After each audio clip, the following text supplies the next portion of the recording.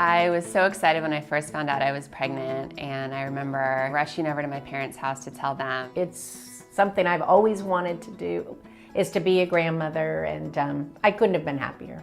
The next 9 months being pregnant, I absolutely loved it. The food I got to eat and not worry about it, and exercising while pregnant, I enjoyed the whole experience. Maureen was a little bit overdue. She was scheduled to go in and be induced. The hospital called and canceled the induction date, but the following day my water broke naturally. Never in a million years did I think things would be as awful as they were. And things were fine until they weren't, and that happened pretty quickly. So I remember I just received the epidural, and about a half an hour later, something didn't feel right. And alarms were beeping and all kinds of noises were going off, and I was terrified. And my nurse said, "I want you to remain calm because a lot of people are gonna come in the room right now." This was one of those scenes where it seemed like every time we went around the corner, it was worse. I remember this very vividly. I was just about to put the oxygen on her face, and she looked up at me and said, "I don't want to die." And I looked down at her and I said, "I'm not going to let you die." And I put her to sleep. At first, we got Maureen to sleep and we got Mary out, and Mary, thank goodness, was okay.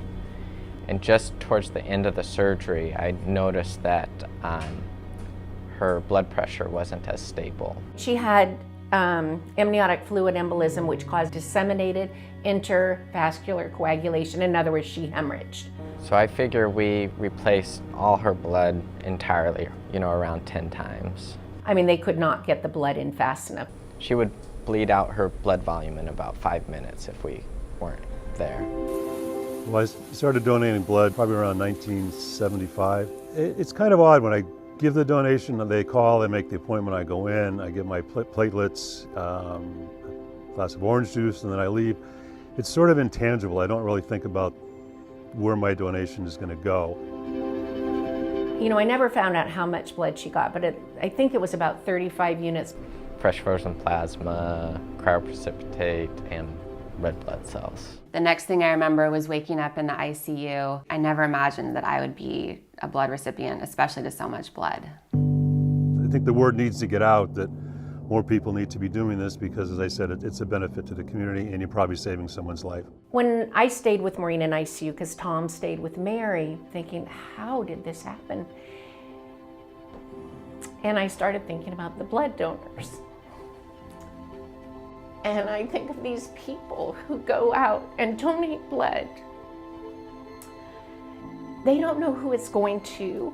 They have no reason to do it, but without these donors, I wouldn't have a daughter. Mary wouldn't have a mom. So from the bottom of my heart, thank you to all the angels that donate and save lives every single day, because without you, we wouldn't be here. Do you want me to get into what happened a few days later? Okay.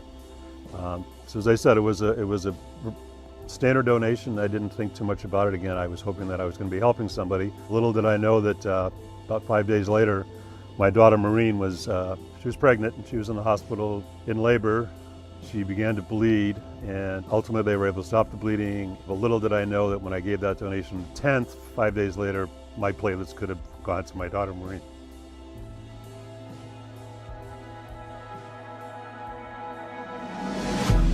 Now I feel great, and I plan to become a regular blood donor. If you can find it in your heart to do it, it makes a big difference. I would just say thank you. Thank you for saving my life, and you never know who's going to receive your blood and how it's going to impact them, and I wouldn't be here today without blood donations and blood donors. So thank you.